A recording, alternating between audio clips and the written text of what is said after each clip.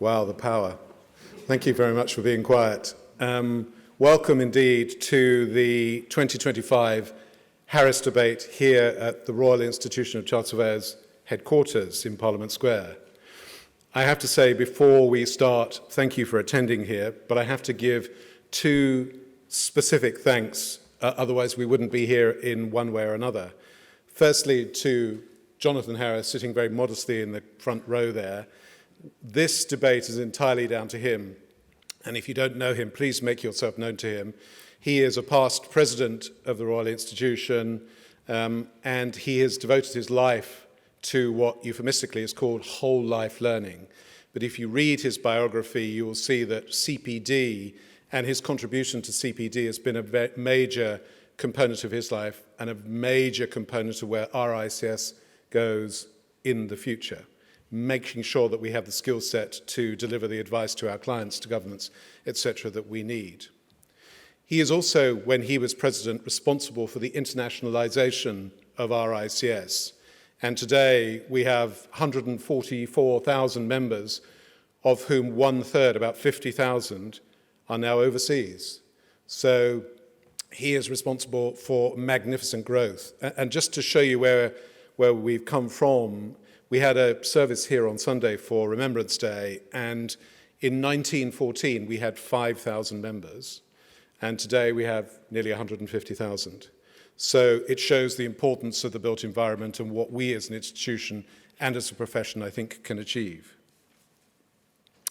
I will then, at the end of this another 2 minutes, I'll hand over to Lord Michael Bichard. And Michael is very much a friend of RICS because you may know it was he who has set our governance structure in place after we had one or two adventures historically. And he then stood as our independent governor and to make sure that we implemented the changes that he wanted us to do.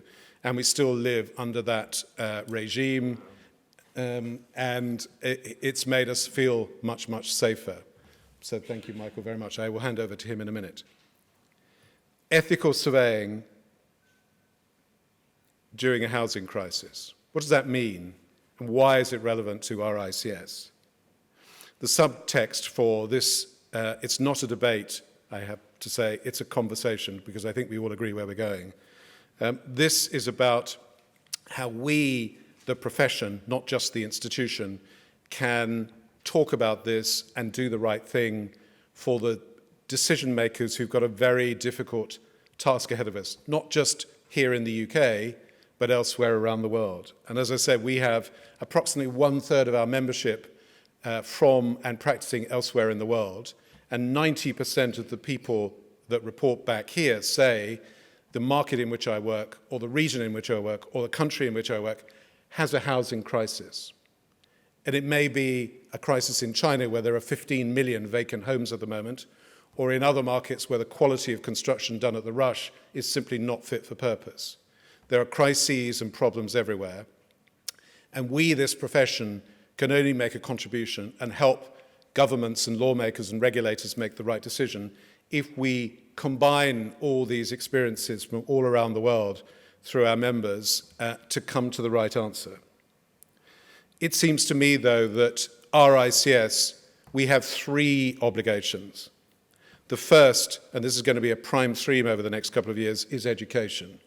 To make sure that we prepare prospective surveyors well, and we re-educate, going back to Jonathan's initiatives, we re-educate the existing practitioners to best practice, and we allow a fluidity of the framework of our CPD and the APC process to make change for the way that our world is changing, and be that the adoption of AI or other forms of modern methods of construction, etc., etc.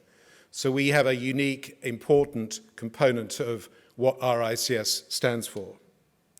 Secondly, we have a responsibility to convene different views. So we may be an institution of 140 or so thousand members, but we also represent the views of the industry. And it's our responsibility to bring all these views, all these different views of all the stakeholders to government and present these to whomever are the decision makers, be it government here or local authorities or our client developers going forward. And it's important that they trust us to give them the right advice. And that's very important that we adhere to this ethical surveying component. The final component of our makeup is a Victorian concept that we all have to remember, and it goes back to the use of ethical in the title. We, a Royal Charter body, have a public advantage responsibility. What that means is we're not just responsible for our members or the profession, but we're responsible for the well-being of the people who use our services or components of the built environment that we help create. It's a very important consideration and something that we here at RICS will be concentrating on to make that known a lot over the next 12 months or so. It seems to me, therefore, that the conversation you're about to hear, and we have some very important speakers delivering, is that we have to understand the contribution that we can make. And maybe that means that we have to change some of the language you use to make sure our voice is louder. Let me give you an example. Housing, we all know, there's a moral imperative to deliver good quality housing in the right volume, in the right locations, at the right price going forward. But it seems to me that the concept of housing, and maybe this is how we describe it, has to be there as an economic driver, a component for betterment of the societies in which we operate and practice. And if you look at what RICS is responsible for, it's not just housing, it's the high street, cross-border capital, infrastructure, resilience, sustainability, mapping our borders, marine biology through the hydrography component of our branch. These are all things that we need to bring together for the benefit of lawmakers, be they here or elsewhere in the world, and explain to government and policy decision makers that we have some very interesting solutions.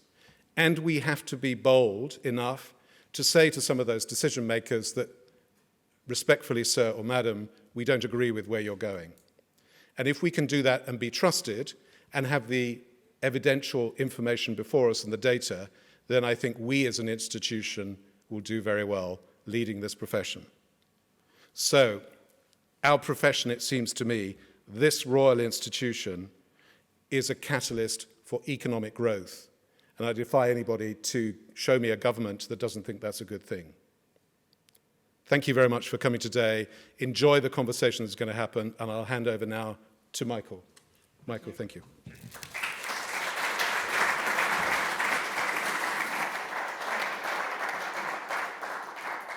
Not sure there's much left to be said, Nick. Thank you for that. It was a really comprehensive introduction.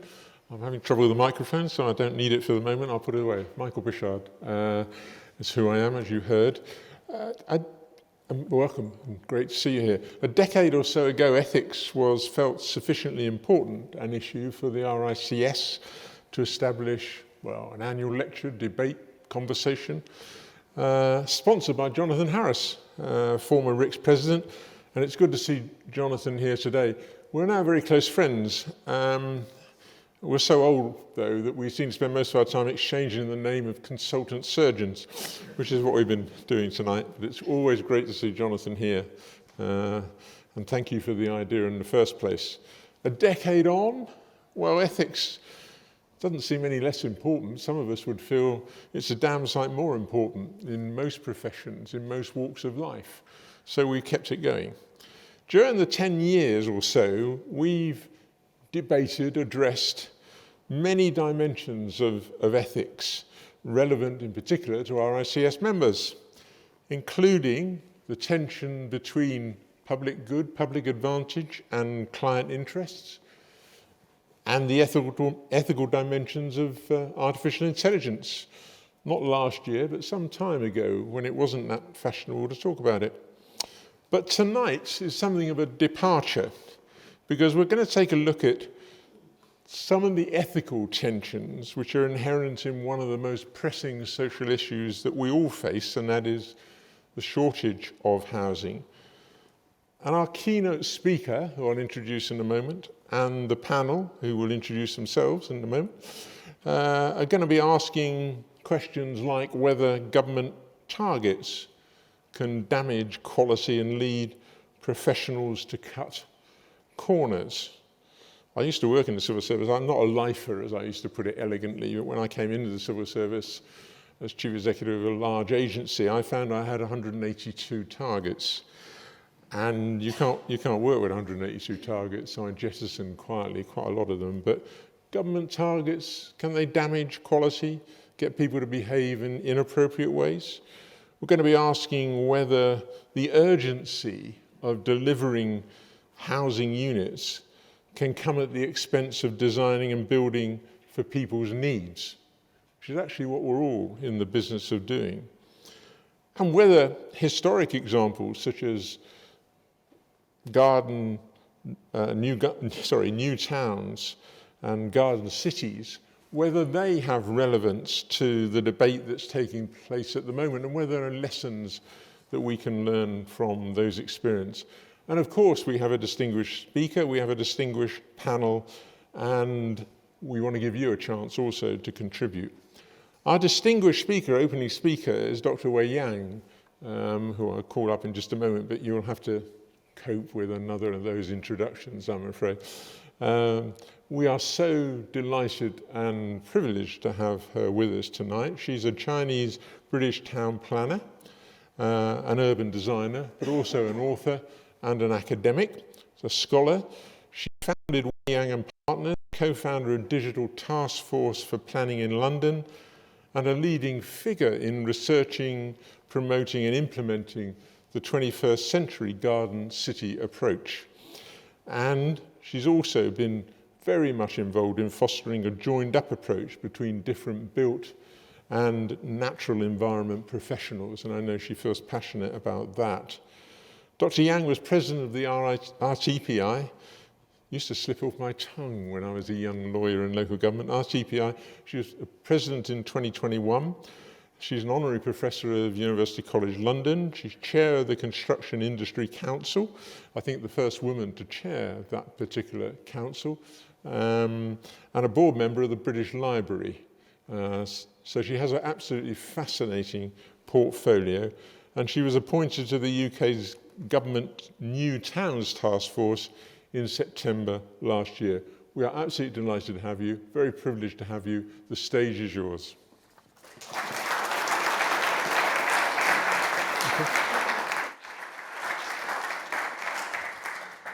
Thank you so much, Lord Bichard, for your kind introduction, and also the kind invitation from RICS for allowing me to take this stage to speak.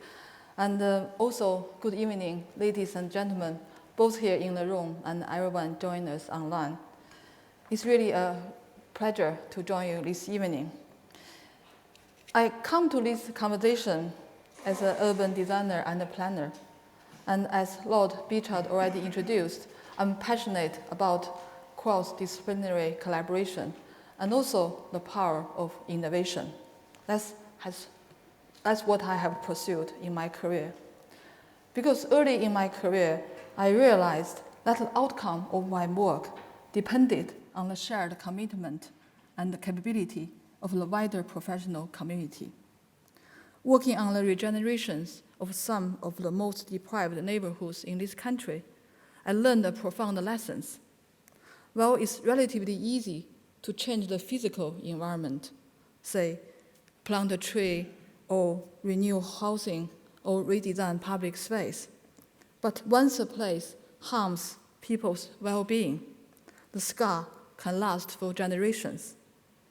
I've been to some most deprived neighborhoods. I see no sparkle in people's eyes. I see people feel desperate. I just feel so hurted because how we can do something to make their life better, but it's not that easy because their life has already been changed by somebody's mistakes. So we simply cannot repeat these mistakes again. So at the heart of all our professions lies a moral responsibility, compassion. Compassion for the people and the communities who live with the outcomes of our decisions on a daily basis. So that's our professional responsibility. I think nobody in this room would disagree. We have a housing crisis in the UK, in England. We face a deep and persistent housing crisis. It affects not only our economy, but also the very fabric of our society, our health, and our collective well-being. It has become a vicious cycle. High hope value and inflated land options drive price up, long before a single brick is laid. Developers have to pay more to just secure the land. Meanwhile, governments expect land value capture to fund infrastructure. But when land is already overpriced, there's little value left to capture. And to stay viable, developers prioritize high-yield projects instead of homes that meet the real community needs. Also, speculative planning applications place even more pressure on local planning authorities, who are already stretched to their limits. Poor quality schemes are built without the right infrastructure, putting pressure on existing communities and undermining public confidence. All of this further slows down the planning process. The uncertainty and the delay add even greater risk to development. And there's another challenge. A concentrated market limits healthy competition. SME builders are struggling to survive. Market housing becomes unaffordable and not future-proofed. The supply of affordable housing shrinks. Affordability has become a barrier to opportunity. It restricts labor mobility, widening regional inequality. Homelessness and overcrowding rise. And in the end, governments face growing budget pressure, making it even harder to invest in infrastructure. So despite the urgent need, skills and the infrastructure shortage and the fragile financial investment models make delivery difficult. So we have more than 40% of permissions never get built. So in the end, we face profound social consequences. More than 100,000 households, including over 164,000 children, are homeless, live in temporary accommodation. In the 2023 to 2024 financial year, local authorities in England spent over £2.1 billion on temporary accommodation. London boroughs alone spend around £4 million every single day. It's really an unbelievable figure.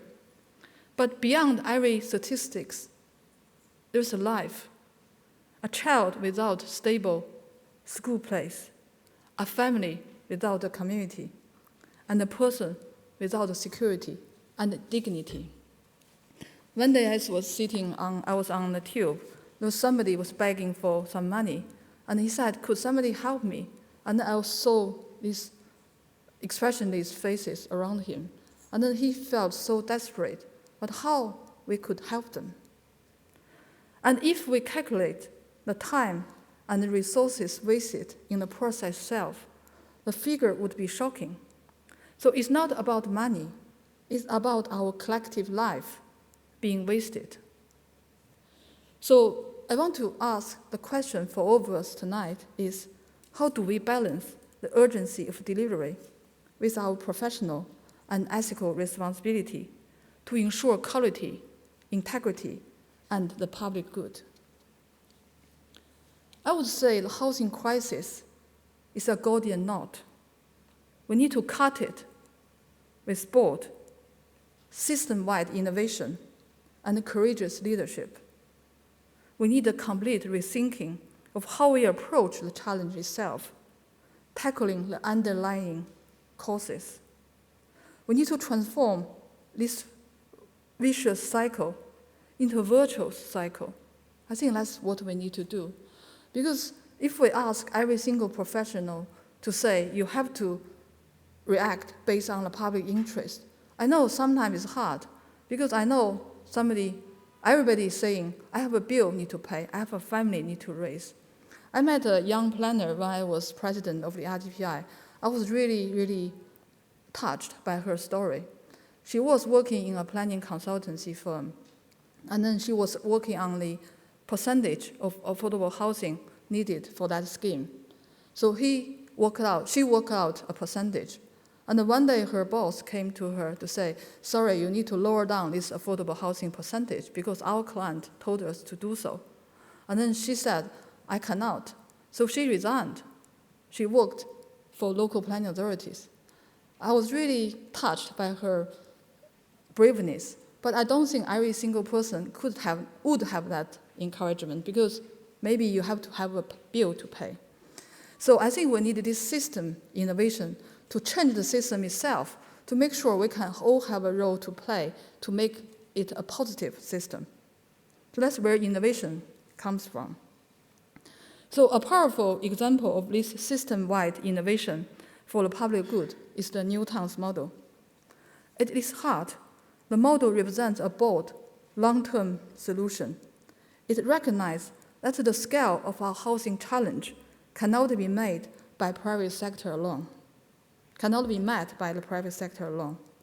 So through strong government intervention, integrated infrastructure, and robust land assembly, the new towns model aims to enable large-scale, well-planned development that delivers not housing, but thriving, resilient communities.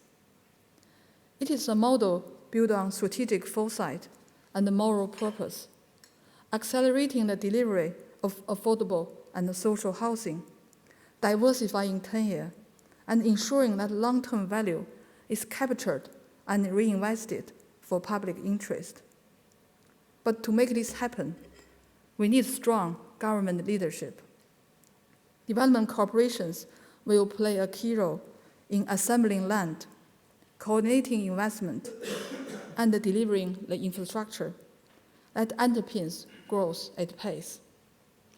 It will require significant upfront public investment to de-risk sites and attract private capital. Over time, land value capture and patient capital can reinvest growth back into affordable housing and also community assets, and as well as infrastructure, turning public ambition into enduring public benefit. That's what the garden cities and the new towns achieved in the 20th century, innovation in mechanism that created places with purpose. For example, Letchworth Garden City is a great example. The model created from 1903 by Ebenezer Howard. Now, the Heritage Trust from the Letchworth Garden City, each year they can generate £7 million surplus by managing the estate, and that money is reinvested into the maintenance and also the community in Letchworth Garden City. So now in the 21st century, our challenge is more complex, but our opportunity even greater. The new towns model can once again serve as a blueprint for housing delivery, not only across England, but as a source of inspiration for countries around the world seeking sustainable, inclusive growth. Of course, new towns are only part of the answer. To truly tackle the housing crisis, we need to take a national, strategic, long-term approach, one that considers both new construction and the retrofitting of our existing housing stock. Always a single aim, to improve quality of life and build a more sustainable future.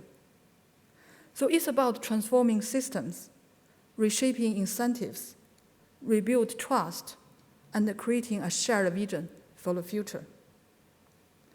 One of the most surprising priorities we face today is ensuring that our housing system responds intelligently to changing demographics and lifestyles. If we continue to deliver unsuitable housing while neglecting affordability, social infrastructure, and stewardship, we risk creating deeper crises in the future. To meet this challenge, we need a new kind of innovation, one that connects community need, policy, market, planning, and delivery through shared, data-driven insight. And that's where digital innovation becomes a true enabler for transformation. Housing is more than just a collection of residential buildings. It's part of something much bigger, a foundation for healthy communities, a way to reduce future public spending, and a catalyst for sustainable economic growth. To achieve that, we need a strong evidence base, one that supports intelligent, collective decision-making. And as we rely more and more on digital tools and data, we must ensure digital innovation serves the public good, not short-term convenience or private gains. Because now there are more companies, they can afford more advanced technology and using AI, so they are taking this benefit for private interest. I've spoken with some AI companies. For example, they can work with a developer to work out which council favors what color of the report for them to get easy permission.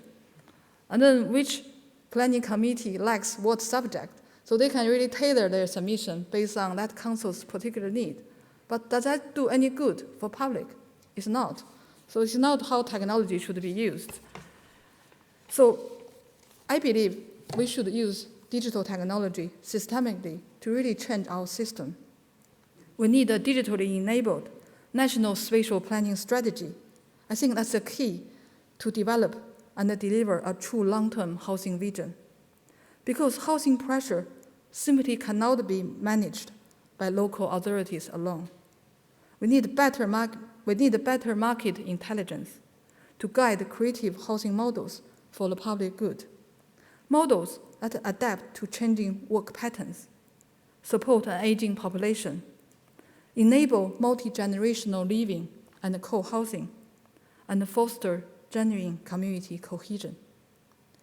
With advanced data analytics, we can bring together insights from health, energy, transport, housing, and climate adaptation into one shared picture, help us identify trends, impacts, and opportunities with greater clarity than ever before. And just as important, digital collaboration platforms can make communication open, transparent, and inclusive, giving local communities a genuine voice in shaping their future. So we can begin to move away from short-term, siloed thinking towards a more joined-up, mission-driven approach.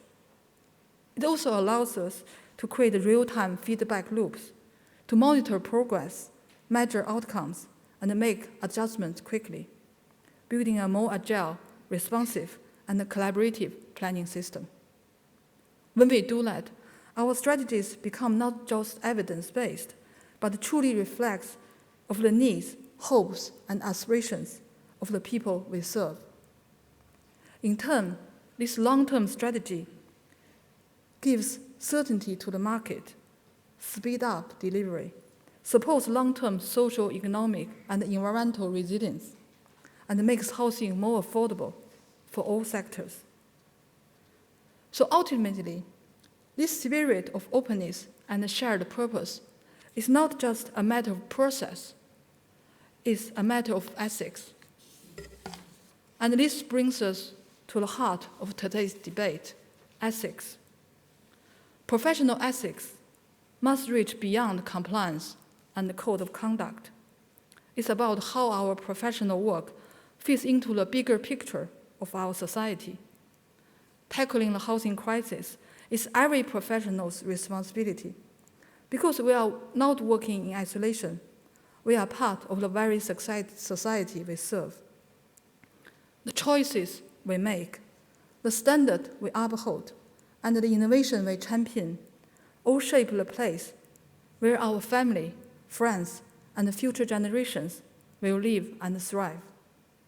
In our profession, we must cultivate a culture of innovation for public good, one that empowers us to transform our professional knowledge into wisdom.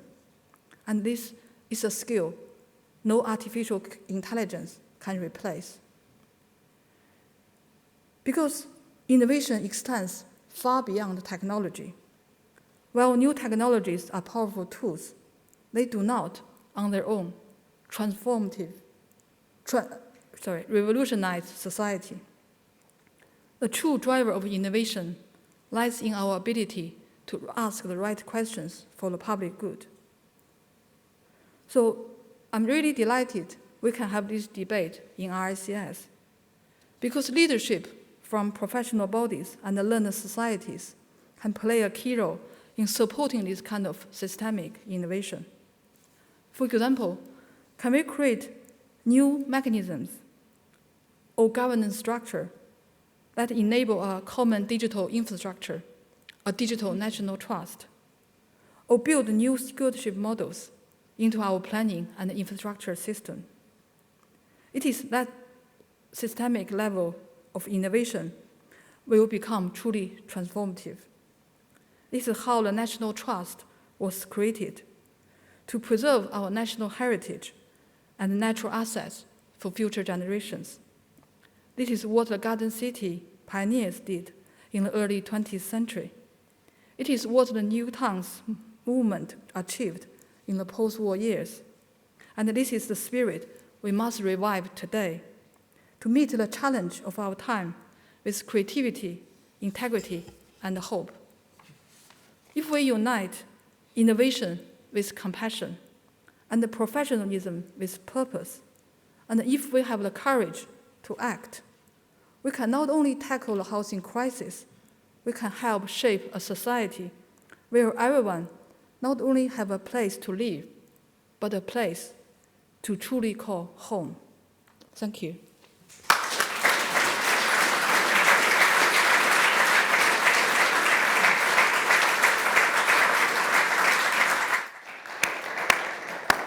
Thank you so much. I'm going to ask the four panelists now to join me up here.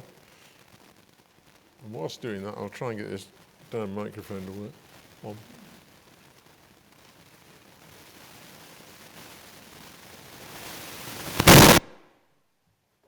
I hope that wasn't a gunshot.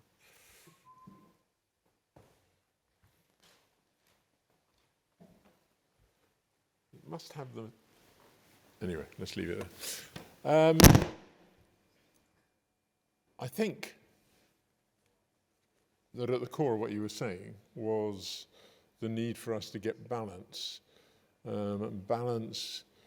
between the urgency of delivery and integrity and social need, and the balance, I would put it, the balance between representing your client, the needs of your client, and again, public advantage and public good and community priorities. And those are at the core, I think, of the debate that we're having. And actually, you could use affordable housing and the 40% of unused planning permissions as case studies of that balance. So I just throw that on the table so that you can pick some of those issues up.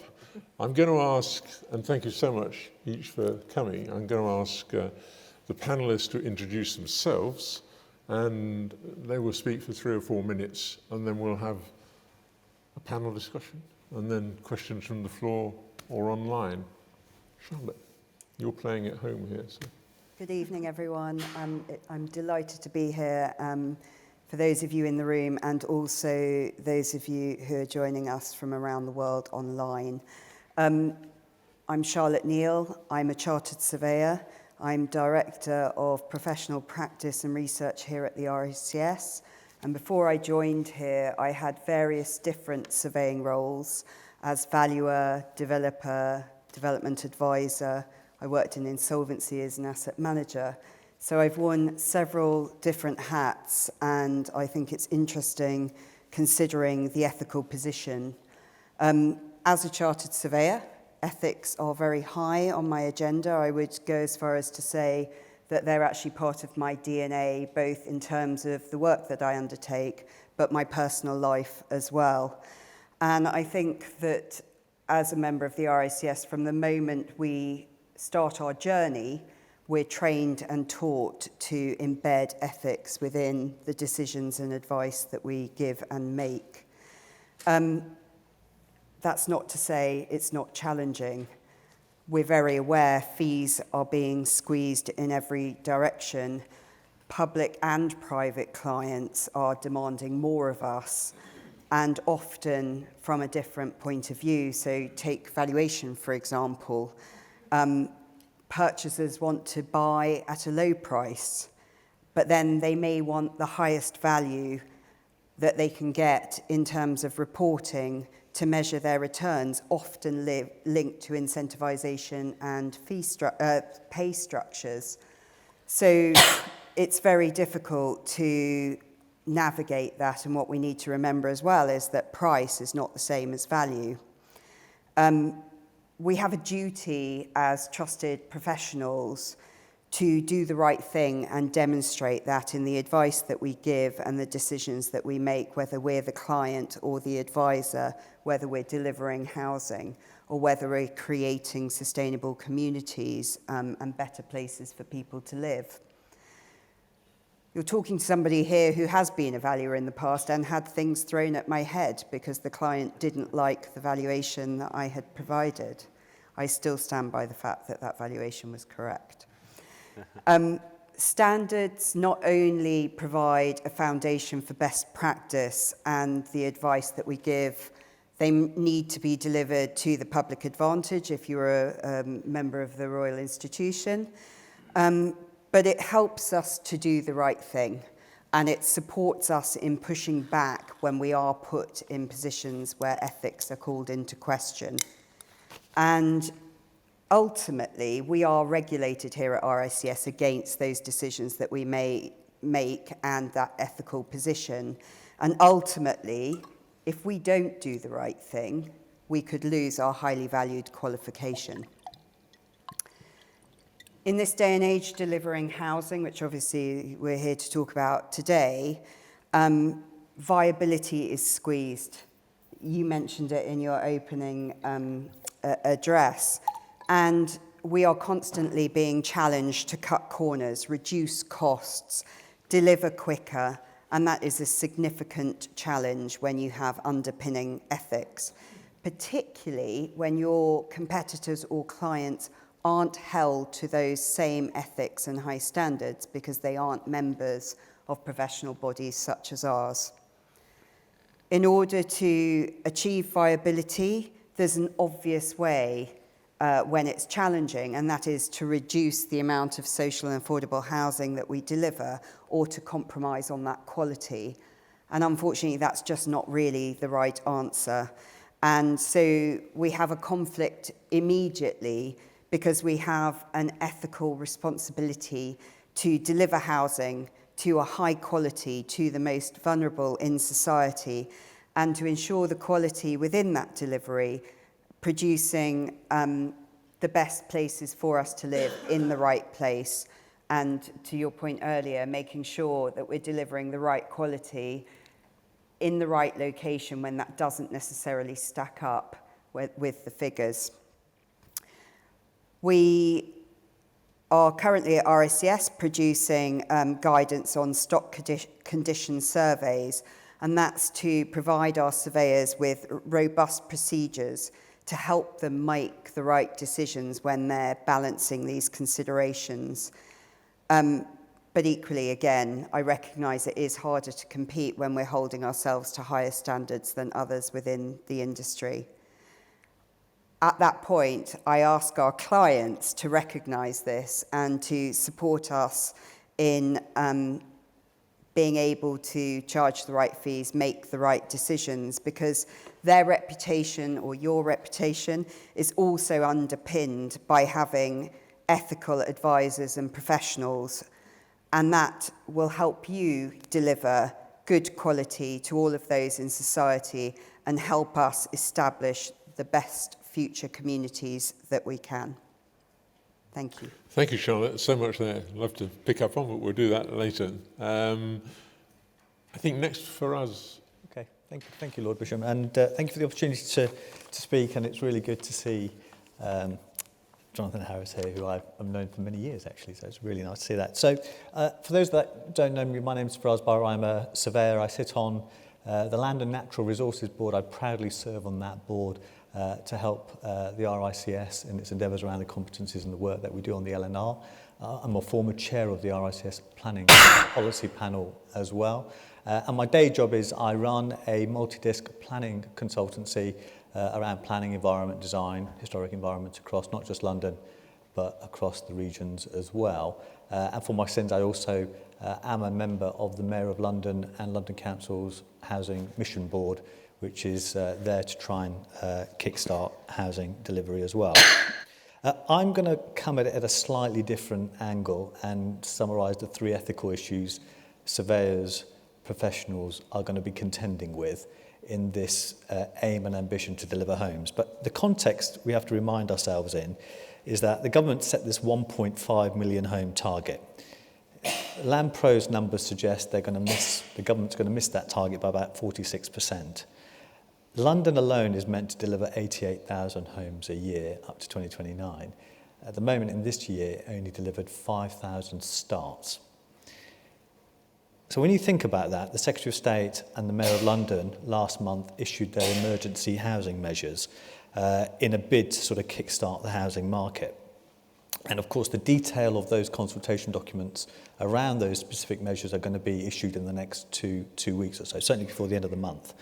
But what they've done, and if we take some of those details, they have created an interesting behaviour on how the land market's now working.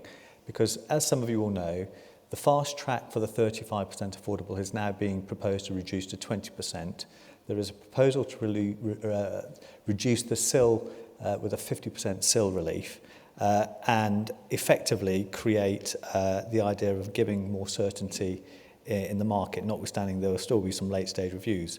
What's happening as a result of these proposals, and that doesn't include, of course, now we've got the new affordable housing programme, the social and affordable housing programme, the 27 billion for the English regions and 11.7 billion afforded to London, which is there to help provide the supplement of that affordable housing deficit.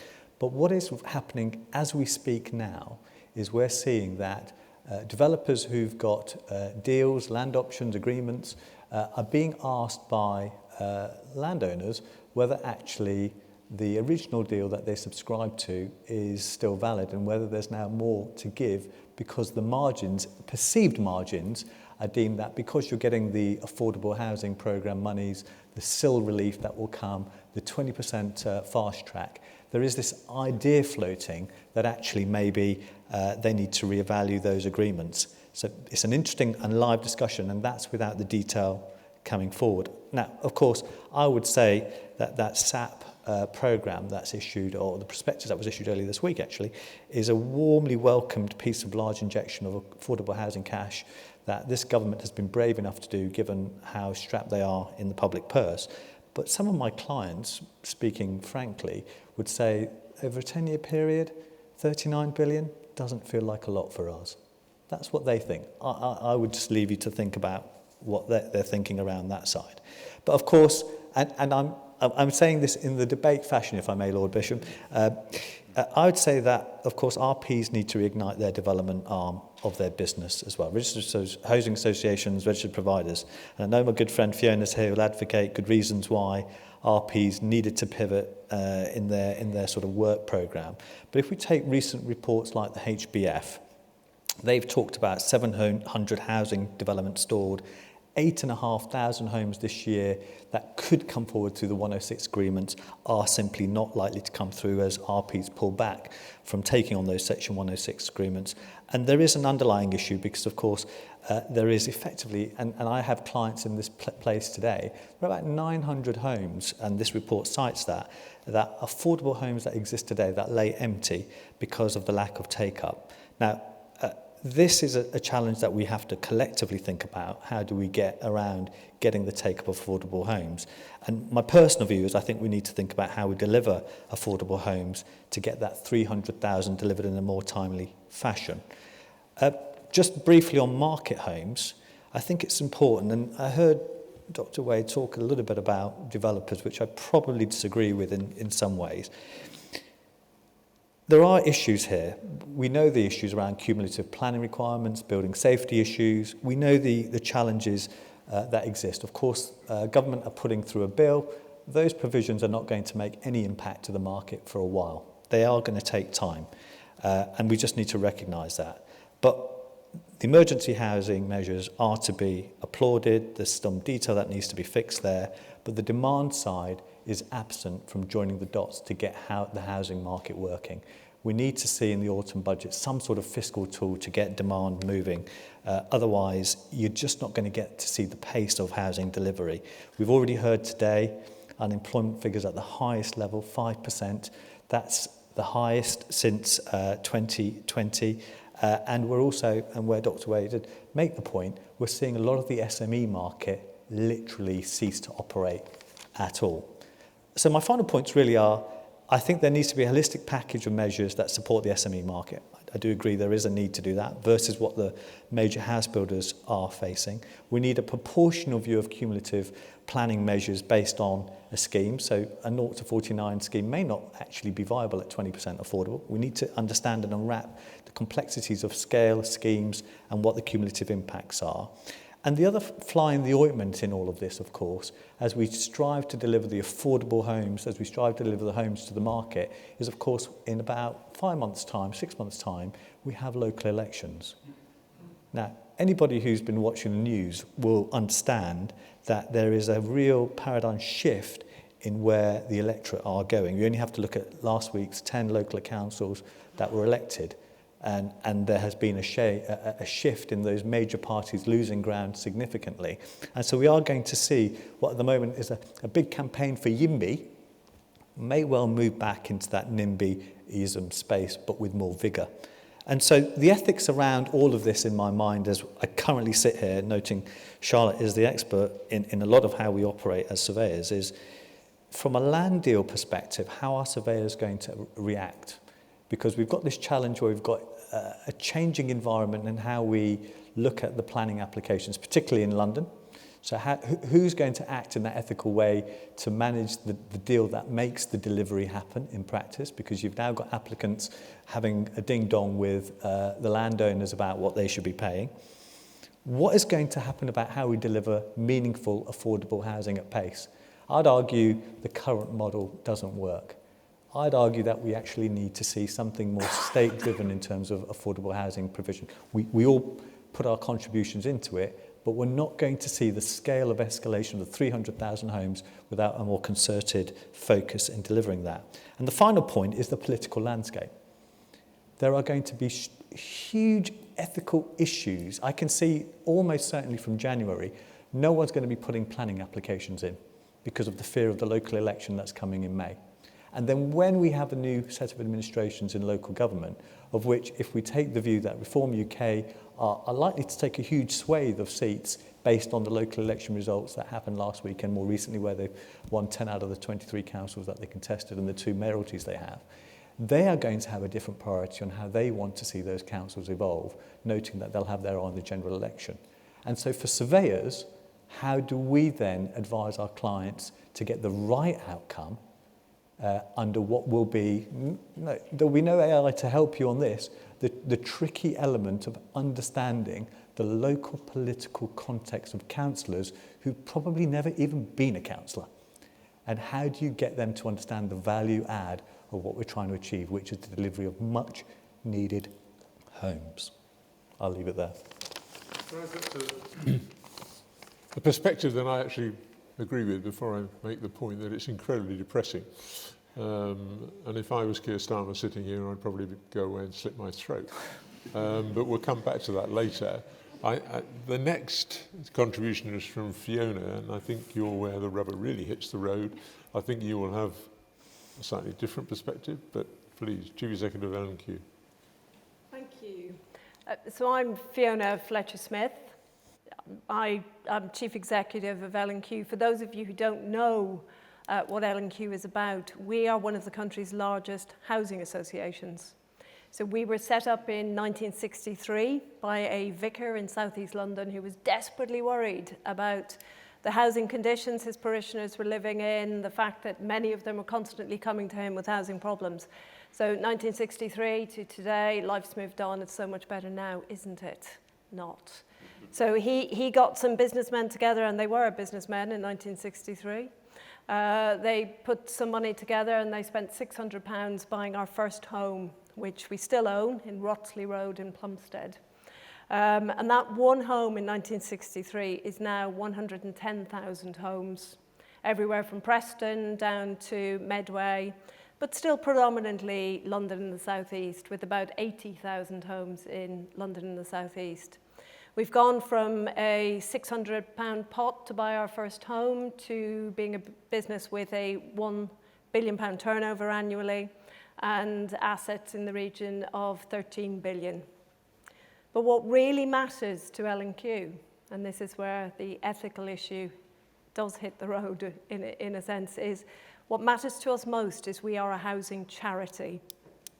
And our social purpose is what really drives us as an organisation. And that social purpose is to provide housing for people who cannot house themselves, who need help. So 70% of those 110,000 homes are affordable or social rented homes. The 250,000, so 250,000 people who make their home with L&Q, about 70% of them are in social and affordable homes, and they have an average income of £14,000. So home ownership is not for them in any shape or form, Help to Buy or not. You cannot service a mortgage on £14,000 if you're trying to live in London.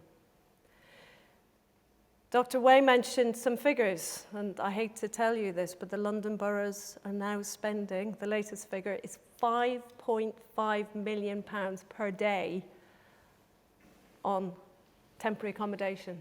Tonight, while we're all having a glass of beautiful white wine, I'm sure, 1 in 21 children in London will go to bed in a temporary home. Some of that temporary accommodation is fine, but a lot of it isn't. And I'm really worried about the ethics of a nation whose capital city allows this to happen. There are children growing up in temporary accommodation with insufficient space to learn how to walk. Never mind a space to sit and do homework as they get older. There's no room or facility for parents to cook. So what are we doing? What intergenerational issues are we building up for ourselves as a country if we don't get the ethics of housing and affordable housing right? We are creating intergenerational poverty that will have a long-term effect on the economic productivity of this country. We will have children who will fail at school. Their children will fail at school, and their grandchildren will fail. And what are we doing to their mental and physical health? So I worry about the ethics of a country that's allowing this to happen. And I welcome the aim to build £1.5 million homes. I really welcome £39 billion for an affordable housing programme. But to just give you some context, London, to build the affordable housing we need to house the 328,000 people who've actually made it onto the housing waiting list, and to get onto a housing waiting list is quite a task in itself. We need about £5 billion a year for the next 10 years. So as you can see, £39 billion nationally isn't going to touch the sides. So I'm worried about those ethics. What are we doing nationally? What are we doing to future generations? How do we look our children and grandchildren in the eyes when this is the situation we're in? And then I worry about the ethics associated with the buildings. So we were set up in 1963, and we regard ourselves as an emerging great estate. Because what we build, what we own, we will own forever.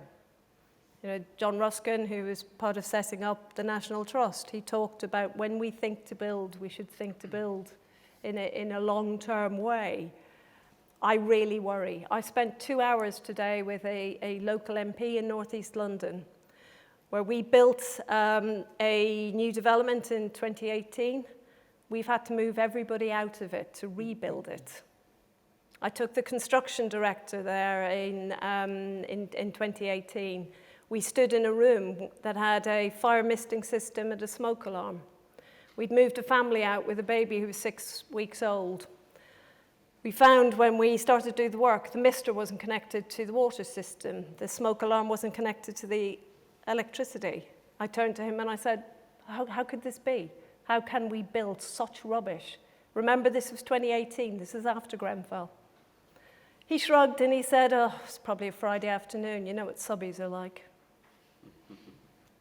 He doesn't work for us anymore. But I'm afraid there are others like him. So I worry about the quality because I hold those assets forever. And it's why, for us, I'm very slow and very picky about who I do buy Section 106 homes from, because I have been once bitten and I am terribly shy. So I worry about the ethics. Post-Grenfell, the work of Dame Hackett, I still don't think we've got it right. And the answer for me is not more regulation. I spend £20 million a year servicing the regulatory regimes that I am responsible to. So something's got to change in the ethics of the construction industry. So ethics of what we're doing to generations and ethics about what are we building. And that's me. I could depress you further. Please don't. And I will try. I became Chief Executive of the London Borough of Brent in 1980, before most of you were born.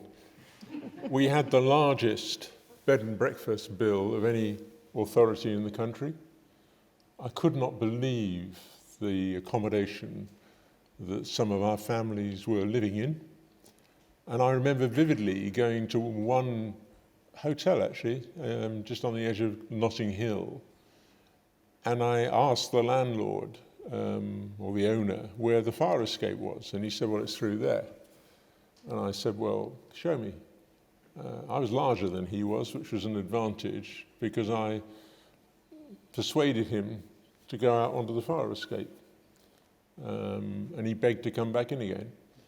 That was in the early 1980s. Yeah.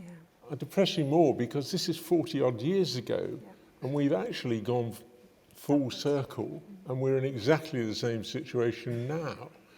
And I can't believe that we live in a country that expects people to live in those conditions. We'll come back to all of that in a minute. Joe, we didn't have a chance to chat before, and I do apologise for that.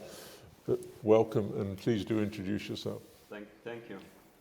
So, not to echo everything that has been said, myself, I'm Joey Ahoun. I lead sustainability implementation at Savills Investment Management. By trade, I'm an architect engineer, so quite a technical background. And currently, I oversee 26 billion worth of assets across Europe and APAC from a sustainability implementation perspective. And we have some residential in our stock. We have some affordable housing, as well as other wider classes. So to touch on the topic of today, I think we've talked about delivering the 1.5 million new homes that they're required. But one of a missed opportunity probably is looking at the vacant homes that we have already in the country. So we have nearly 700,000 vacant homes in the UK as of end of 2023, out of which 250,000 are long-term vacant. So we talk about new developments, but we already have an existing stock that is unused or not fully purposed. This might be theoretical for some, like how do we repurpose this? But other countries are already doing some actions. So in Melbourne, Australia, they're already looking to address vacant homes to increase their rental supply for houses by 20%. Dublin, the city council, they already revived 5,000 units of their homes that they were long-term vacant into units that they're used today. And they did this over nearly 9 years period, and they invested 80 million to make it happen, which comes to nearly £15,000 per unit. So it's something easy to do. Economically, it will help us to address the need for thousands, hundreds of thousands of homes quite in a short period of term. And it's good as well for the environment from a carbon perspective, where we're repurposing our own units. So maybe this is a missed opportunity that we can double on in today's context. Coming back to the point of ethics, I believe one of the moral ethics of a surveyor in general is to balance this commercial interest with environmental and social agendas, things that other panelists already touched on. But to add to this, from an environmental perspective, if we have an EPC home today, And then, yes, EPCs, they're not the perfect tool. We all know that. But if we have an EPCE today, that should be an EPCC by 2030, given this is a commitment of the country that we have. This requires maybe another 2 million for a multifamily home, another 2 million investment to make this change happen. Although an EPCE is acceptable today, one should factor in their stress model for discounted flow rate, probably, those 2 million investment that they required just in 3-4 years' time. So this doesn't fall on the tenant in terms of an investment to make in the end, or have a landlord that doesn't have the right CapEx installed from day one. From a social perspective, probably we'll look more at well-being aspects. Some are evident stuff like mold and mold formation or even daylight access, but these should be quantified because they have direct impact on the health and well-being of occupants of these homes. And some examples do touch on environmental and social dilemma. One of the biggest one that I'm having to deal with on our affordable housing homes is the electrification of heating systems. So we're all working towards electrification of heating system, i.e. removing gas and switching to electric boiler or even heat pumps. But one fact in the UK context is that the electricity unit price is 4 times higher than the one of gas. So by electrifying the building, we're doing the right thing, we're delivering against the commitment, but we're pushing our own tenants into poverty in some instances, especially in those affordable social units that we were talking about. So one should be aware of this issue. There are ways to address it, but one should be aware of this issue because this has both social as well as an environmental lens to look at. And things like that should be, again, part of the discounted cash flows when a surveyor look at an asset on a medium to longer term.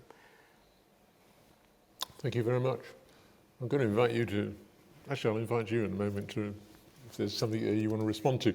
I mean, I think the depressing thing about all of that is we're all agreeing that there is a major issue, well, nothing new in that. It's housing shortage, it's affordable housing, it's valuation, land costs. I'm not getting and so the ethical issue is clear.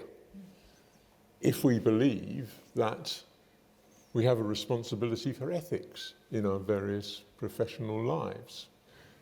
And normally, if you want to get professions to work effectively together, then you've got to have a common purpose. You've got to have some sense of direction which you share. And I'm not sure I'm feeling that there is that sense of commitment to a common purpose which will drive the kind of collaboration you're looking for and the kind of ethical response I think we're all looking for. And at the present moment, it's pretty bleak. Do you want to respond to it? Give us something to cheer us up. I think it's really ultimately about who we serve. Because I always feel because I work on large-scale master plans, I never feel my client is the one pay my invoice. My clients are the people going to live there. I think if we can all make our work relates to the ultimate end user, we will make our work ethics much different. Because you will think about, I also imagine myself be the user. Because I design a master plan, I think if I live there, if my parents live there, what would we like? If we position ourselves into the end user of our product, whether you're a surveyor, whatever our job is, if we position ourselves in that position, and then you will change. You design something you want. You don't want to design something you don't want. Okay, so if I may, then let's just test this point, because we've had the New Towns Task Force report, which has got hugely ambitious expectations of social rent in the schemes that are being outlined, which are noble and the right thing to do, one would suggest, or one would argue. And we have a situation where if we think the Mayor of London, at one point, he had a 35% rate card for delivering affordable housing for fast-track schemes. And there comes a point where there's a challenge of having good ethics and the vision being the right tone and being set, and then the realities of the market just not being able to do any of it.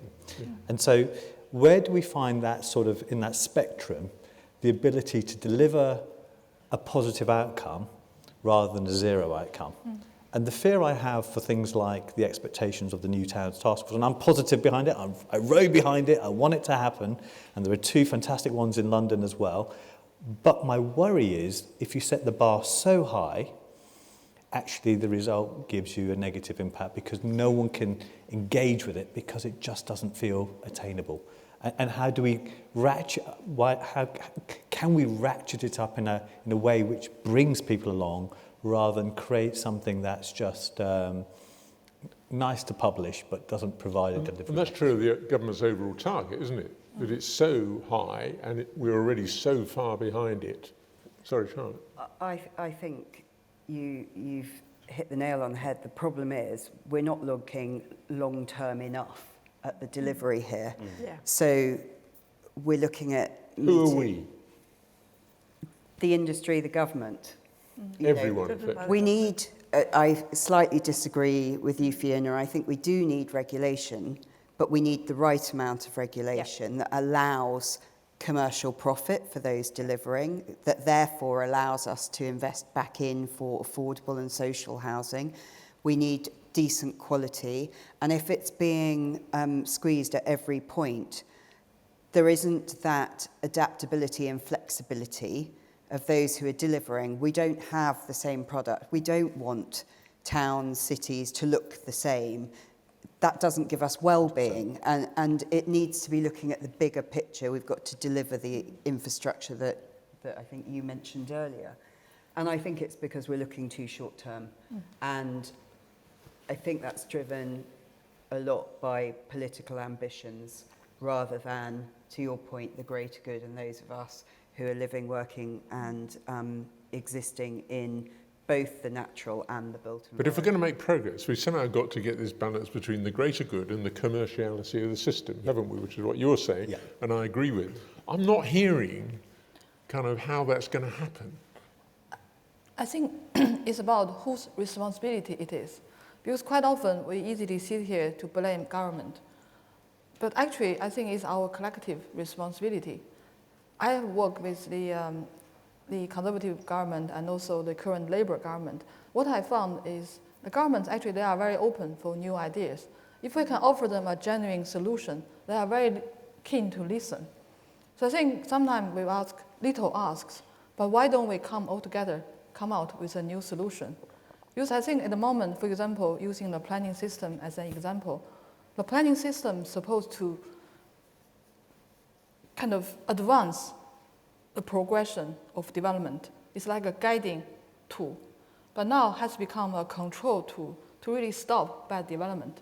So at the same time of trying to stop bad development, we are now incentivizing good development. Actually, we punish everybody. And then the amount of time, money wasted in that system because there's a fundamental distrust between all the key stakeholders. That's really wasted lots of time. We can use this time, this money, to do something much better, much more positive. I think that's what I try to change the system, make it much more engaging, positive. And I think that there is something for me in what you're saying. We even call it development control, which sounds very negative. Yeah. And what we saw in local government over like 20 years really is a hollowing out of that strategic thinking by local authorities. So the plan making bit and that strategic planning was gone totally, where you had proper conversations with communities about what they needed, what their desires were, what the land could take, what infrastructure needed to go in, and it was a more positive conversation. Yes. And that gave a framework for development to happen within, which seems to be utterly, utterly gone, where local authorities have been basically hollowed out. Exactly, I was going to say, it's not just the planning function, it's the local authorities. Nobody left. And I think that's a point you probably agree with, that it's just worth flagging up that local authorities have been hollowed out, and in terms of planning, development, there isn't that strategic function. So there isn't someone locally No, I'm going to call you back in. I think it's really dangerous. There isn't someone locally who can perform. There is that good role. stuff going on. I think we have to be careful, because I think about Grand Union, actually a scheme in your former patch in Brent, a scheme for about 3,000 homes. It got 35% affordable. It was on a strategic industrial location. The scheme was driven with the leader at the centre of the discussion, Councillor Mohammed Butt. And here, what that did was drive with the local community first and foremost, the existing community, not the new community, the existing community, about how that master plan was driven and brought forward. And two things came out of that. Firstly, the local facilities for that scheme came forward first and foremost, and the affordable housing component also came forward first and foremost, before any of the other infrastructure and the market-led side. But the point being, the engagement happened. The point I'm trying to make here is good engagement is taking place. It is about the partners. And dare I say, I think one of the points you made was, yes, we do know which boroughs we can work with, right? And which boroughs are just too difficult. That is just a natural instinct commercially where you're going to expend time and energy to do business. But where it works well, because boroughs are forward-thinking, Brent being a great example of that, actually good planning is taking place. I think we just need to make sure we're not thinking it's all bad. Yes. I never thought I'd sit on the platform and someone would say kind words about Brent, so it's really lovely to be here this evening. Fantastic. Fantastic borough. I think a really important point you're making, we're agreeing, is that there are some great things happening around the country in local government. I can point to some of them, Wigan and places like that. They're all start and end with the community and the local authority changing its purpose. And actually local authorities done that much better than central government. And where you've got really enterprising local authorities working with the community, then you begin to see the sort of thing that you're all talking about. But it isn't uniform. And one of the reasons it isn't uniform is, frankly, some local authorities are completely knackered. I mean, all they can do is worry about children in care and older people in care, and that's taking all their budget. And I think there, in those places, there isn't a kind of conductor, a ringmaster, who can bring what you're all saying together.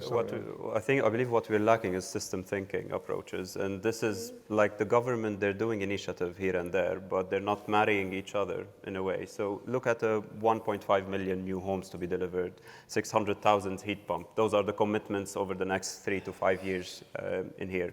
Then this would require, from an economical perspective, this require 40 to 60 billion every year in terms of an investment. Yet we have today a warm house fund of 3.5 billion. So it's a far cry from the requirement needed. From a social perspective, skills perspective, we would require, Reuters article identified more than 250,000 skilled workers that they would need to be upskilled to deliver against this target over the next 5 years. So again, there is no system thinking in the approach. And from a technical perspective, the infrastructure isn't ready. It needs to double in capacity to accommodate for those 600,000 heat pumps and the electrification requirement in the country, where we're pushing for the solar photovoltaics, EV charging, and so on. So I believe this is adding a lot of pressure on the private capital, on developers, on investors. And this is the way to address this probably are private-private partnerships. So where investors and developers can co-fund development or even forward commitment in some instances to free some capital for more development to happen on a faster volume rate. The other way is public-private partnership. And one scheme that's a success is a Helsinki one in Finland, where they provided the right incentives for investors to develop their social affordable homes by providing shorter planning timeline for delivery, or by improving their land zoning, or by providing them with the access to green financing. So this to make it a success, and it's working already, and providing viable rental cap with a long-term vision for investors to know what they're expecting in terms of returns on a long-term period. In the German context as well, they introduced carbon pricing, which looked to split incentives between tenant and landlord in terms of 50-50 who pays for it. But if the building is designed to the level that's acceptable by the regulatory commitment, then 100% of this carbon pricing is pushed into the tenants because they're not operating their homes to the way that the buildings are designed. And the other way around, if the building isn't designed to be efficiently and sustainably operating, then 100% of the carbon pricing is pushed into the landlord. So we need those incentives to get the ball rolling, and in the absence of a system thinking approach. Thank you. I want to open it up. Yes, absolutely. I just close off the governmental issue because there's danger we just talk about local and central government. We do actually have the most centralised government system in the Western world, and we have one which is incredibly fragmented. It makes it very difficult, I think, to achieve the kind of collaborations and joint working that many of you are talking about. But we can't always leave it to government. And yeah, I'm coming, don't worry. I've got you. Can I just say, though, on the government point, it's not even just about the industry, because human nature is that they don't want this. We don't want our own environments changed. So to your point, you know, you can go and develop part of a scheme, and the people that move into those houses and have benefited from it then don't want the next bit built. And that is equally the same thing with the environmental position and sustainability. You know, we all would love to have a sustainable home, but are we prepared to pay the cost for it? And I think the answer is there's disparity there. But they still want their kids to have somewhere nice to live. Exactly. It's how do they hold those two ideas in their head at the same time? Yeah. There's a hand there. Can you say who you are before you... Great, yeah. Can you hear me? Yeah, well, I can, but I don't know whether anyone else can. Can you hear me? Oh, yeah. Certainly Thank you. Danny Kay from Sheridan, Development and Housing Consultancy. Thanks very much. Brilliant, really interesting, fascinating. I'd like to pose something which is a bit controversial. And it's this. It's clear, and we only have to read the headlines every single day, that there's not enough money to go round. Okay? I think everyone accepts that. And when there's not enough money to go round, when we are in the position we are, which is not where we want to be, but we are where we are, you have to prioritise and make choices. Now, arguably, during the course of this discussion, we've talked about ethics, courage, leadership and integrity, but also realism. Would it be realistic for the RICS to proudly and professionally pose this question to central government to say, there is no way that we're going to achieve everything you want to achieve. We need to tell you this from all of our 165 years worth of experience, etc., and at this point in time, that there really is not enough money for a new towns programme. It's a diversion of capital, resources, energy and funding. And we have to focus on what we can deliver, especially in the next 4 to 5 years. So I'm sorry, I don't want to burst any balloons. I used to work for the Commission for the New Towns as a residential estates officer, one of my first jobs. I love the new towns, but we've got to be practical. So what I'm posing here is the RICS to say, we can only do what we can do, and our priority has to be deliver the consents that we have. Deliver investment in our existing stock, because that's all the money that's available for delivery. Pretty unpopular message. It So, would be for government. I'm not disagreeing. it wouldn't be popular for the government. Yeah. But do you, as a panel, think that actually that is a viable and feasible proposition for the RSS to come out loudly and say this? Panel? Ethically.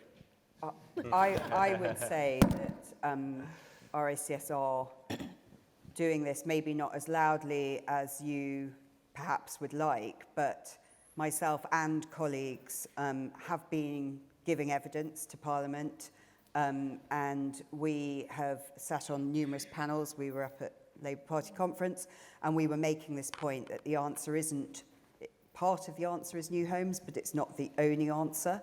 And there are things that can be done that government can help with, and to a certain extent they're trying to do that, which is speed up the planning system, give certainty about what's coming down the line, reduce the risk. That all helps with the viability and helps with delivery. And I think there's a bit of a paralysis at the moment because we're not clear on what's coming down the line in terms of a regulatory position, and planning does take too long, and it's 50-50 as to whether you're going to get it through or not. We need more certainty around those things. They don't cost money.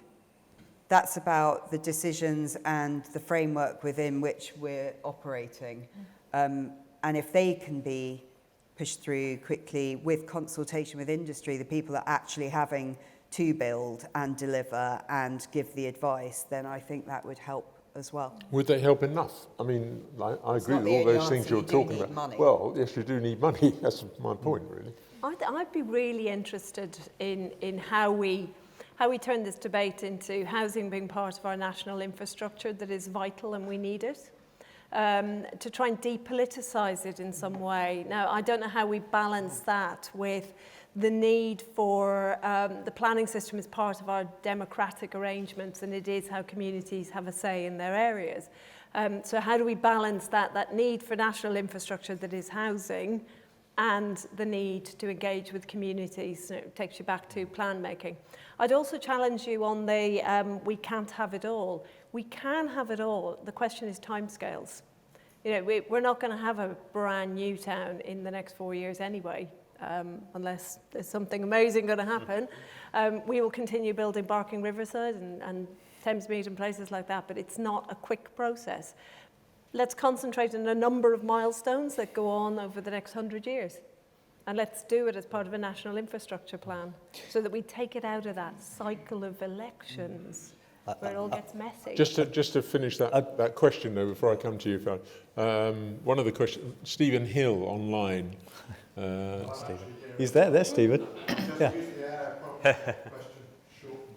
Oh, you found out how to get to the... Yeah. Get my attention without talking, yes, that's right. So where's the...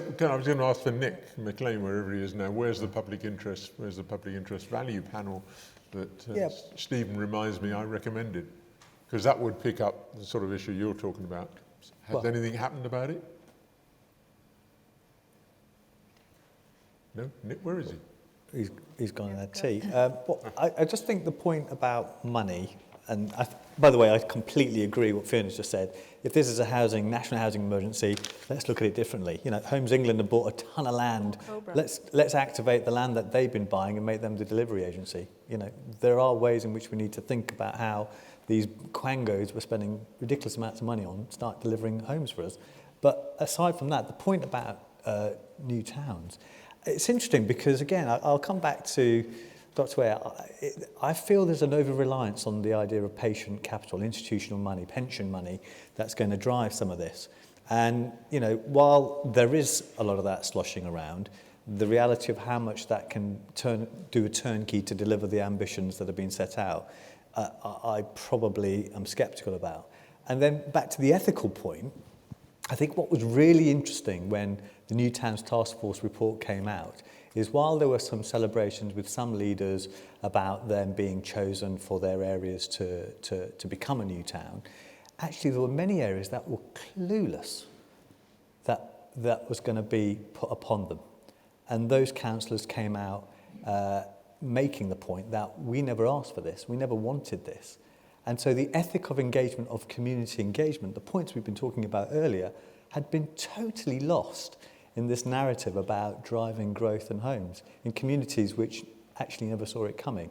So there is another challenge, which I think will effectively come post-May, is forget the money for a moment.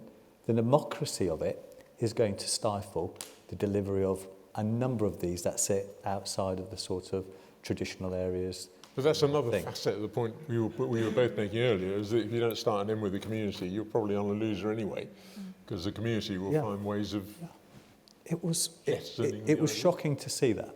Yeah. And probably part of the message should be what are the missed opportunities. We talked about vacant homes, but another one would be Section 106 and the benefits it provides. So this, at the moment, it's a one-off set at planning stage by practical completion that should be delivered, but there is no continuity to what this Section 106 does. So what if, and we live in a world where the developer would hand over some Section 106 commitments or requirement to asset managers for over 5 or 10 years to continue deliver against this agenda, and whether fund more affordable units or keep or keep or increase affordable percentages in certain developments, or even refinance some developments in this region. So why do we have something that works, but it's a one-off? Why don't we make it a continuation, something that's handed over from developers to asset managers for a number of years? And this will help probably to address part of the cycle. One or two people online who are saying, okay, you can't always expect government to solve all your problems. I agree with that, whether it's local or central. So we're not really getting at the core of what is the ethical issue for the sector itself, for the professions that are represented here tonight. What are we expecting them to do when land prices are so high, et cetera, et cetera? Leaving aside government for a moment, what's your answer to that? I think actually relates to that gentleman's question. I think relates to finance. It's not something we can resolve. I think we need to work with the financial sector to find a solution together. There's an organization called UK Finance. They have been providing lots of advice to the government on what financial innovation can carry on. For example, like the Newtown investment, we could really think about a different way of thinking how the investment can become into either this country or longer term incentive, tax intervention. I think there are lots of innovative tools can be used to really unlock the financial investment. So we need to really look beyond the built environment and the natural environment profession to work with other professions, because they have the same ethical issue and they want to address the same issue as we want. I think, Dr. Wei, you used an interesting term. Was it purposeful creativity or creativity with purpose? Yeah. I thought that was a really good sort of call to arms, because there are two things going on here. Are we lacking a long-term vision as a country for what do we want? What are the places that we want? And then do we have a burning platform, which is the 1 in 21 kids is living in rubbish accommodation? And let me be slightly political about this as well. If you're listening to vox pops around a hotel in Epping being used for asylum seeker accommodation, what people are actually saying is, I don't want those people coming in here getting housed. So housing is at the root of a growth of a really, really nasty element of our political landscape. Yeah. So we've got the burning platform of let's build more housing so that we take the pressure out of the system, that we don't allow certain elements of our political landscape to other people, and that can get quite nasty if you remember your history. Provocative question for professions that are represented here, really. I mean, are the professions, surveyors, valuers, too passive in the face of this possibly. challenge? Yeah. And is that a big ethical question? Yeah. Should they be showing more of a lead? Are they too often just waiting for something from government? There's a Client hand instruction. there. Wait for a microphone. Tell us who you are. Thank you. I'm Stephen Morris. I'm an independent property consultant. Just before I get to the question, I think, first on the New Homes Task Force, I read the report and I think it's great. And I think that is good for long-term, good quality future housing. But as you say, from an ethical point of view, the housing need is now, with all the people in temporary accommodation. So to a certain extent, I think it is twin track. We've got to twin track the new towns, and that, again, doesn't fit into the political landscape of, 5 years, new government.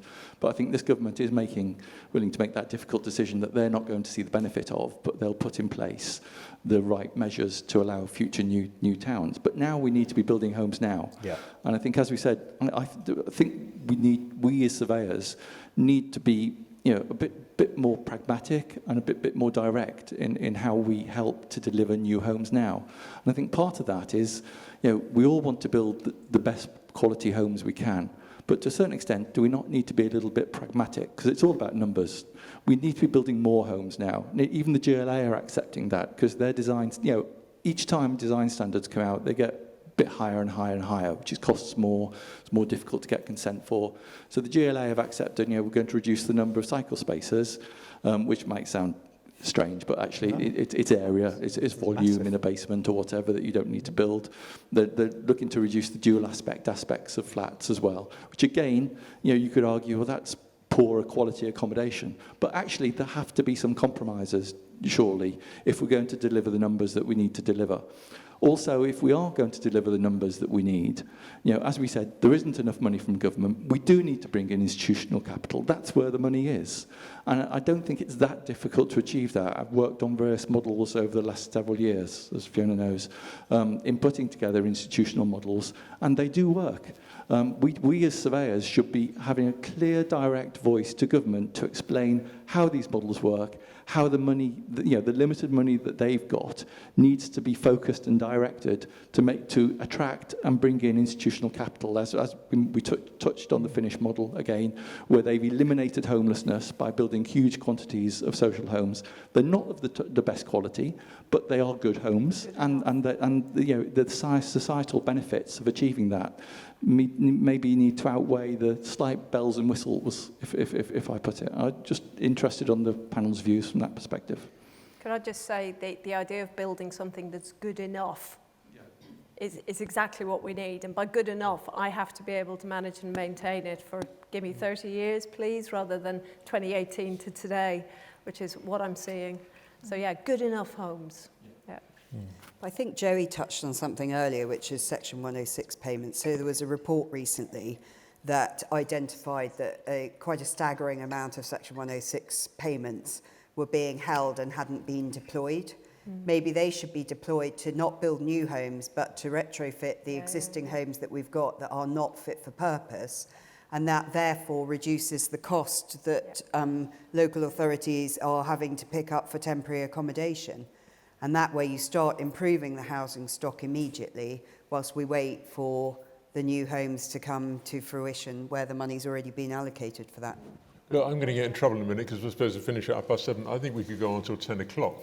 I'm not sure that we've achieved a position where we're clear what the ethical priorities are here.